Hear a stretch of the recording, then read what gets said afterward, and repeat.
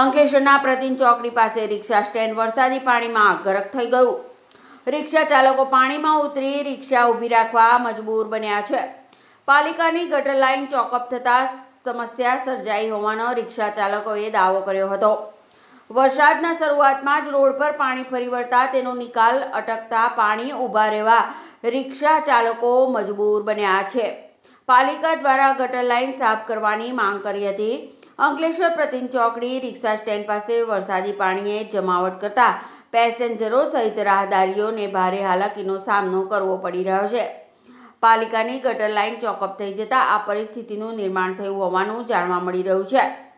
અંકલેશ્વર પંથકમાં વરસાદી માહોલ જામ્યો છે અને વહેલી સવારથી જ વરસાદે ધબધબાટી બોલાવી છે, જેના કારણે જનજીવન પણ પ્રભાવિત થયું છે. બીજી તરફ પ્રતિન ચોકડી પાસે સવારના સમયે ધંધા રોજગાર માટે આવતા લોકોનો જમાવડો જોવા મળે છે, પરંતુ ભારે વરસાદ અને રિક્ષા સ્ટેન્ડ પર પાણીનો ભરાવો થઈ જતા રિક્ષા ચાલકોને મુશ્કેલી વેઠવાનો વારો આવ્યો છે. તેમજ પેસેન્જર અને રાહદારીઓને પણ માર્ગ પરથી પસાર થવું મુશ્કેલરૂપ બની ગયું છે. નગરપાલિકા ગટર લાઇન ચોકઅપ થઈ જવાના કારણે પાણી માર્ગ પર ભરાઈ ગયું હોવાનું રિક્ષા ચાલકો જણાવી રહ્યા છે. તેમજ વહેલી તકે પાલિકા તંત્ર દ્વારા ગટર લાઇનની યોગ્ય સફાઈ કરવામાં આવે એવી પણ તેઓ માંગ કરી રહ્યા છે. હું વસાવા સંજય અંકલેશ્વરથી અંડારા રિક્ષા ચલાવું છું. આજે આ નગરપાલિકાની ગટર આજે પહેલા વરસાદે ભરાઈ ગયેલી છે. આજે પાણીને લીધે અમારા પેસેન્જર બી આવતા નથી. આજે હજુ શરૂઆત થયેલી છે વરસાદની. આજે હજુ ચોમાસું તો બાકી છે, તો પાણીની નિકાલ ક્યારે કરાશે? પાણી જોવા તમે જોઈ શકે છે કે કેટલું પાણી ભરાયેલું છે.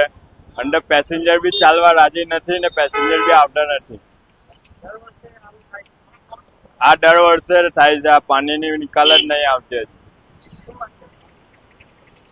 એમની માંગ છે કે આ નગરપાલિકા ધ્યાન લે કે આ ગટર લાઈન જલ્દી સાફ કરે. મારું નામ કમલેશ વસાવા છે.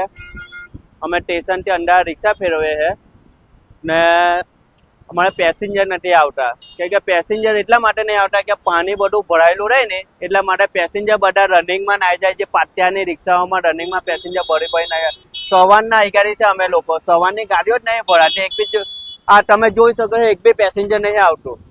એટલા માટે અમારે નગરપાલિકાવાળાને એક જ વિનંતી છે કે વહેલી તકે આ જે ગટરનું જે પેલું ભૂંગળું છે એ ભૂંગળા સાફ કરીને ગટરના પાણીનું અમારે કંઈ નિરાકરણ લાવે.